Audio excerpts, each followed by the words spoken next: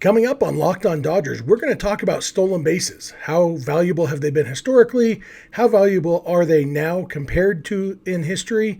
And most importantly, should the Dodgers do more of it? So let's get Locked On Dodgers. Hello, Dodger fans. I am Jeff Snider of Baseball Essential, and this is Locked On Dodgers, part of the Locked On Podcast Network, your team every day. I am flying solo today, but Vince should be back with me on Monday, hopefully. Thank you for making Locked On Dodgers your first listen every day. Remember, this show is free and available on all podcast platforms and on YouTube simply by searching for Locked On Dodgers. This is the daily podcast covering the Los Angeles Dodgers, bringing you the smart fans' perspective on our boys in blue.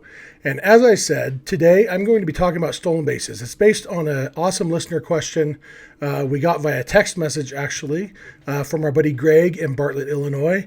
Thank you, Greg. I'm going to read this question, and then we're just going to jump in. I've got a lot to talk about stolen bases historically and currently and how that might affect the Dodgers. So what Greg asks, he says, hey guys, I've been thinking about that the Dodgers should put more focus on team speed in 2022. They certainly have the players for it, and I believe that speed puts all sorts of stress on opposing pitchers and defenses. What do you think? If you like the idea, what would that extra focus on speed mean for roster and lineup decisions? Do you think this approach is sustainable for 162 games? Love this question, Greg, and yeah, there's so much to talk about. And so I'm just going to jump right in because, you know, this is going to be kind of a nerdy episode, which excites me because it's the kind of episode I would really enjoy listening to. So I hope you guys enjoy listening to it too. I'm going to talk about, you know, stolen bases used to be a bigger part of baseball than they are now. And when I was a kid, you know, the Cardinals were going crazy. You had Vince Coleman stealing 100 bases every year. And then you also had Willie McGee and a ton of other guys on that team who could steal bases. That was kind of the Cardinals' approach to baseball, was run. And, you know, at that same time, you had Ricky Henderson and Tim Raines, who were both crazy fast, stealing a ton of bases. And, you know, we don't have that anymore. These days, it's rare to even have a guy steal 50 bases in a season, let alone 100. A lot of times, the league leader is in the 30s somewhere. And so stolen bases are not as much a part of the game as they used to be. I want to talk a little bit about the history of stolen bases and why they have become less prevalent. And basically, it boils down to what's called break-even points. Basically, once the math people got involved in baseball, which I view as a positive development, not necessarily entirely positive, but overall, I think information is good. And so knowing, okay, are these stolen bases really helping us or not? You know, early career Ricky Anderson, the year he stole 130 bases, I think he got caught stealing like 48 times. That's like a lot of caught stealings. That's 48 times that he was on base and then he wasn't anymore. So the 130 stolen bases lose some of their value. And that's what break-even points are. Basically, it's the idea of how often do you have to be successful to break even, meaning that the cost of the caught stealing doesn't outweigh the benefit of the stolen base. And traditionally, that break-even point has been between 70 and 75%, you know, with different break-even points for, you know, different number of outs, etc. Stolen bases are also more valuable in late and close situations when a single run is more valuable. You know, in the bottom of the ninth inning in a tie game, you get on first base. If you steal second, you are in scoring position with nobody out with the winning run, the literal winning run. If you score, the game is over. That's more valuable than even a tie game in the first or second inning. And so, because early in the game, you're trying to score multiple runs. In the bottom of the ninth inning of a tie game, you're trying to score one run, and that's all. And that's why, you know, with a lot of the stuff that we will say about stolen bases kind of applies to sacrifice bunts too. The reason, really the only time I'm in favor of a non-pitcher sacrifice bunting is if one run literally wins the game. So bottom of the ninth inning, or even top of the ninth inning, okay, but even the top of the ninth, I'd rather play for multiple runs, you know, or extra innings or whatever. So anyway, so stolen bases are more valuable in late and close situations. It's also player dependent because the models don't always account for that. So if you have Ichiro at the plate, he hits a ton of singles, not many homers. Well, the value of getting a guy from first to second is much higher with Ichiro at the plate than if, say, you have Joey Gallo up, who hits a ton of homers and very few singles.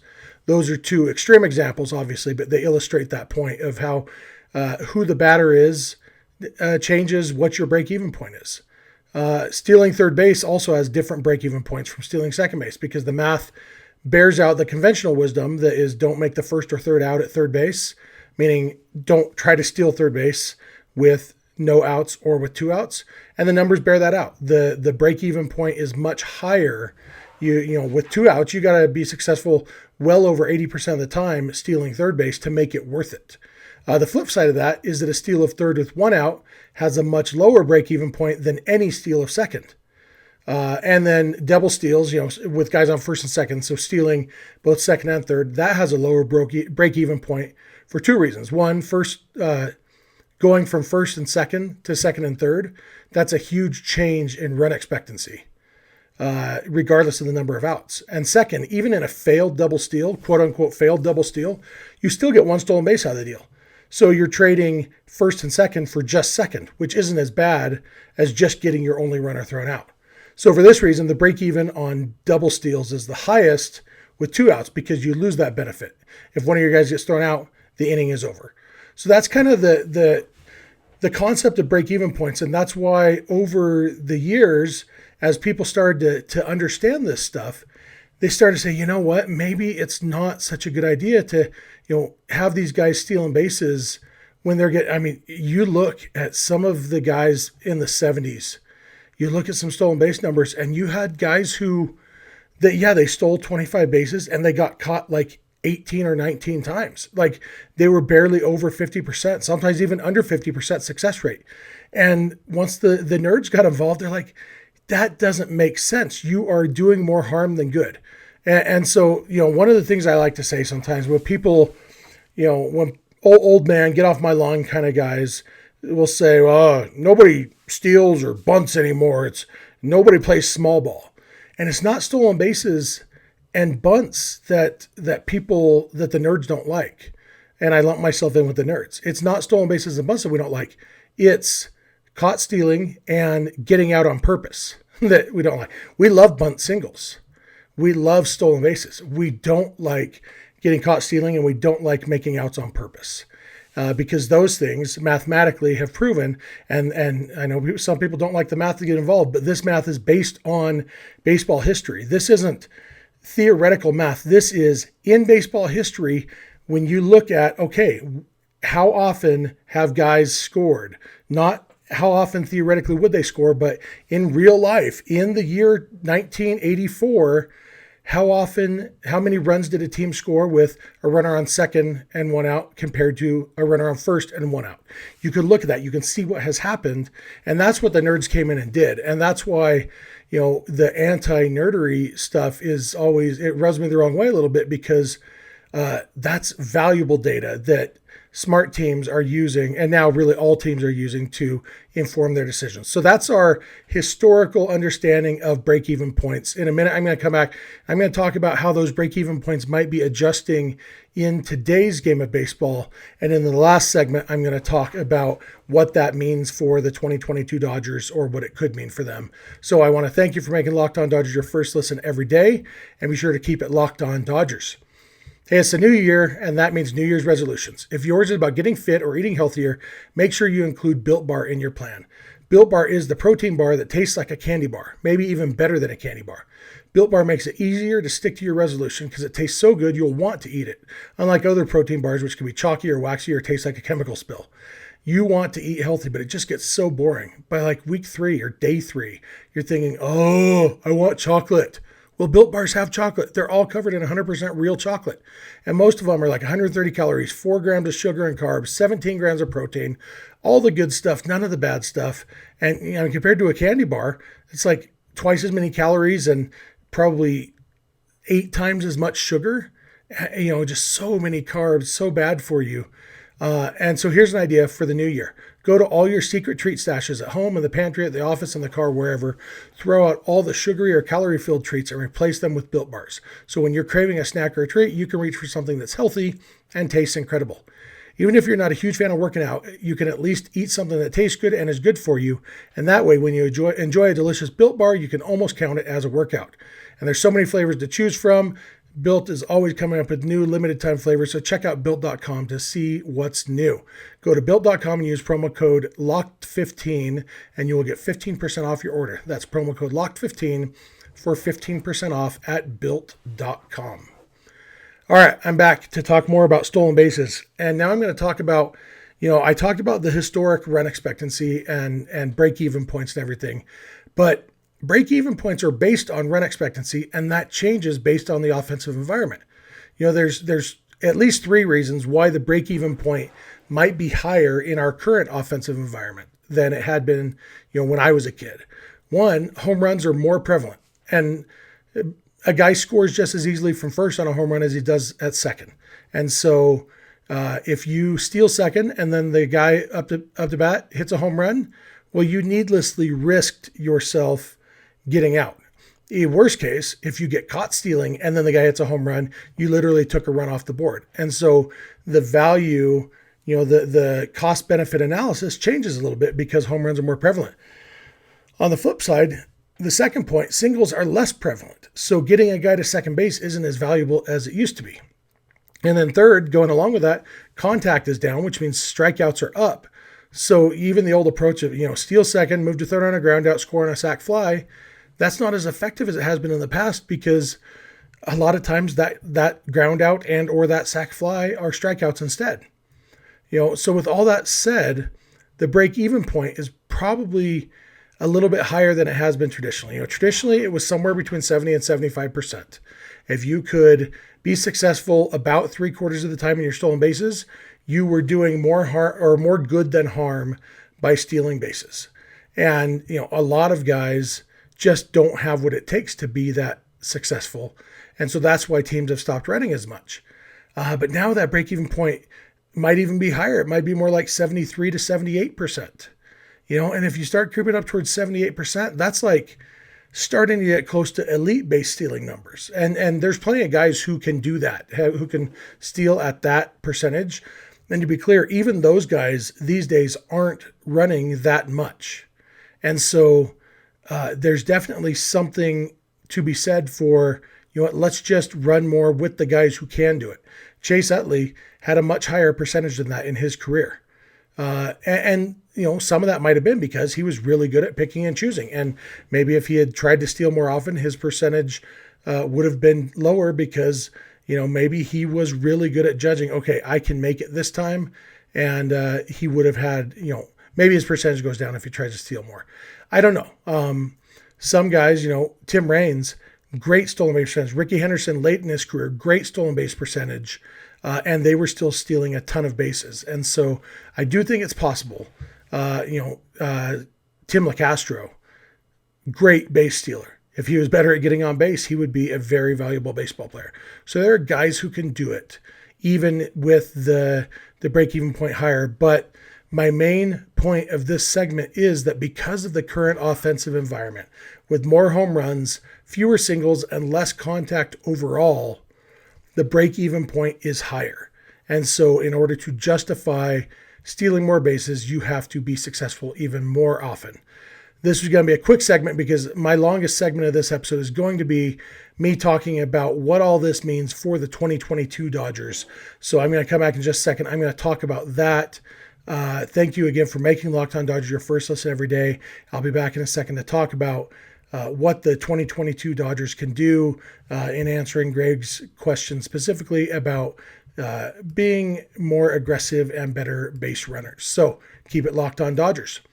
Hey, BetOnline.ag has you covered this holiday season with more props, odds, and lines than ever before as football continues its march through the College Bowl season and the Pro Football Playoffs.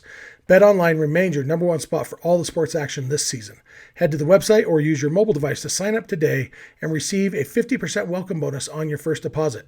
Just use our promo code LOCKEDON to receive your bonus. From basketball, football, NHL, boxing, and UFC, right to your favorite Vegas casino games, don't wait to take advantage of all the amazing offers available for the 2021 season. BetOnline is the fastest and easiest way to bet all your favorite sports, so don't wait to take advantage of all the new amazing offers available. BetOnline, where the game starts. All right, I'm back for this last segment, and I saved time for this one because I have the most to say about this, because this was Greg's question. Greg's question was, should the Dodgers in 2022 run more? And that's the first two segments to kind of give all the background information to lay the foundation for answering this question. And I hope you enjoyed the Nerd Talk, the first two segments. I really like that kind of stuff. I'm really interested in that kind of stuff. I hope, either if you already knew all that stuff, hopefully it wasn't too much of a bore. But I suspect there are a lot of you who weren't kind of familiar with the ins and outs of that math. And I hope you enjoyed it. And I hope I explained it okay. So the Dodgers definitely have the personnel to run more than they do. If Mookie Betts is healthy, if Cody Bellinger is healthy, Chris Taylor, Gavin Lux, Trea Turner, AJ Pollock, all those guys are speedy to some extent and good base runners. Even Max Muncy, he's probably only, average or slightly above average speed overall, but he seems to be a good base runner. So, the Dodgers have some guys who can run. It's also important to note that stealing bases isn't the only way to employ the running game. The hit and run is kind of a lost art these days. And I'm not going to be one of those get off my lawn old man that I was just complaining about. But with shifts being so prevalent, the hit and run might be a good way to disrupt the defense and steal some of that advantage back for the hitters, either because teams have to adjust their shifts or because hits start to fall in because the fielders are moving around. You have a third baseman covering second on a stolen base attempt, which he's not used to doing. All these things, these moving parts that the shift can cause. Hit and runs and stolen bases can affect that and maybe give you a little advantage. There's also other considerations besides just the break-even points. Pitchers, they adjust their deliveries because of the threat of the stolen base. Some pitchers get flustered. I think this is partly why Dodger fans are so on board with the Dodgers running more, because we've spent the last several years watching, Kenley Jansen and guys like that getting flustered by the running game. Kenley has a couple times balked runners to third because he didn't like guys on second base. You have, Blake Trinan, who is so easy to steal on, and, you watch him pitch and you can tell there are times when he is focusing more on the runner than on the hitter because he has to, because he's trying to adjust his delivery times, his tempo, his cadence, all that, so that the runners can't get as good a jump. Anything that takes the pitcher's mind off the hitter is a good thing for the hitter. And so even just the threat of the running game can be super valuable. And so that's why I think we Dodger fans really like this idea. But the fact is, despite being flustered sometimes, Kenley has still been a very effective closer for most of his career. And even though, for example, the Padres ran wild on the Dodgers last year. Well, the Dodgers finished the season 27 games ahead of the Padres. There's definitely kind of a grass is always greener on the other side of element at play, where we see the Padres like, why can't we run and steal bases like that? Well, overall, I'll take the wins. Yeah, the stolen bases are exciting, but they don't necessarily mean anything all on their own. Doesn't mean you can't win stealing bases. Just means that stealing bases doesn't make you win. I think about the 2018 season. I don't know if you guys remember much about that season. The Dodgers had a total of 32 stolen bases in the first 4 months of the season. Just they weren't stealing bases. And then suddenly in August, they stole 28 bases in August alone after 32 stolen bases in the first 4 months combined. And they were only caught 4 times in August. So that's like an 85% success rate, 87.5% success rate. That's awesome. Any break-even point you can ever find, stealing 28 out of 32 bases is going to be higher than that break-even point. It was great. I remember how fun it was to watch the Dodgers unlock that part of their game. But the 2018 Dodgers went 14-13 in August. They weren't actually successful in the win-loss department despite unlocking that stolen base part of their game. In September of that year, they stole a lot fewer bases. They only stole 15 bases and still got caught 4 times. So their percentage was lower. Their raw total was lower. It was still more than they had done the first 4 months of the season, but it was a lot lower than August. And they went 18-9 in September, and they battled back to tie the division.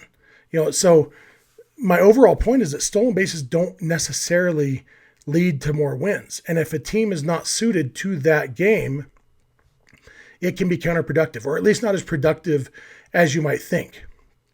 But there's a lot of buts here because there's so many back and forth, so many counterpoints to make. But a stolen base does increase the run probability because you are more likely to score from second base than from first base. It's math and it's baseball history. So stolen bases are valuable. And if you can do it without getting caught, the Dodgers stealing a bunch of bases in August of 2018 isn't why they only went 14-13. If they hadn't stolen those bases, they probably would have gone, 10-17 instead, or whatever it is, whatever those numbers are. The stolen bases didn't hurt them because stolen bases cannot hurt you. Caught stealing can hurt you. Stolen base cannot hurt your team.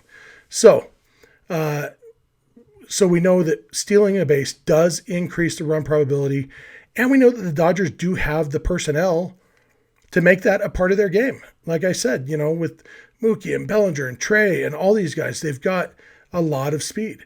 If the Dodgers start stealing more often, there will inevitably be a moment where Mookie gets caught stealing and then Muncy homers on the next pitch or something. And so it's important not to look at these things, on a case-by-case basis, but look on a macro level and say, okay, overall, is that outweighed? Yes, you lose a run. If somebody gets caught stealing and the next guy hits a home run, you lose a run. But how often would you get a base hit with a runner on first and then that guy gets stranded when he would have scored on that base hit if he had been on second base? So it definitely evens out if you can steal bases efficiently.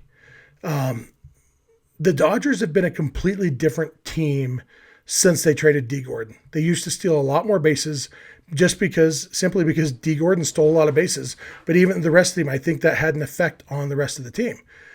So they've been a completely different team since they traded D, but for the most part, they've been a much better team. The Dodgers of 2020 would wipe the floor with the 2014 Dodgers. 2014 Dodgers were a good, solid team.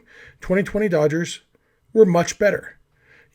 But having Trea Turner and a healthy Mookie Betts and a healthy Cody Bellinger, all these guys healthy, and we know they have the wheels, that might be able to give some of the benefits that you used to have with D. Gordon without the downsides of like D. Gordon being bad at getting on base. If these guys can get on base and steal bases, they're like D. Gordon with more baseball talent. And that's, that would be awesome because speed-wise, Cody Bellinger is as fast as D. Gordon. Trea Turner is faster than D. Gordon. Mookie Betts, when he's healthy, is as fast as D. Gordon probably. So, there is so much potential there. Chris Taylor is fast. AJ Pollock is sneaky fast when he's healthy. So all these guys they can steal bases. Another thing to think about, though, they used to have Davey Lopes as their first base coach and base running coach. That was through 2015. Davey Lopes was one of the best base stealers in baseball history. Percentage-wise, he was so good. He stole a ton of bases, and his stolen base percentage was awesome. And I think he must have been really good at teaching that part of the game. And I don't know if the Dodgers have anyone on staff right now with that skill set to teach that part of the game. And so, we have seen in 2020, we saw when Mookie was healthy, Mookie can steal bases. He doesn't need a Davey Lopes to teach him. I think, a guy like Cody Bellinger maybe could benefit from learning from an expert a little bit if he wanted to add that to his game. Chris Taylor's interesting. Like, he's fast. He's as fast as Bellinger, basically.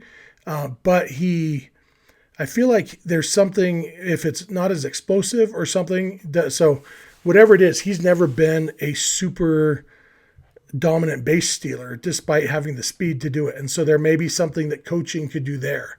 And I don't know if the Dodgers have anyone on their staff right now with that skill set, at least not to the extent of Davey Lopes.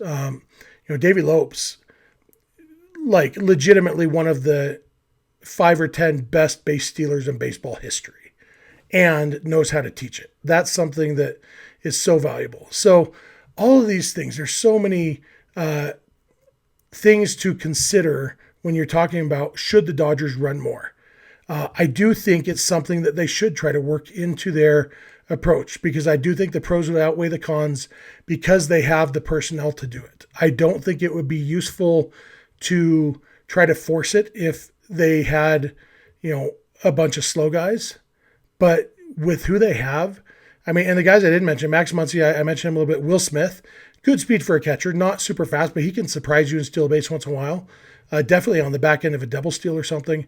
Justin Turner is basically the only slow guy who's likely to get a ton of playing time for the Dodgers. And so they've got the personnel.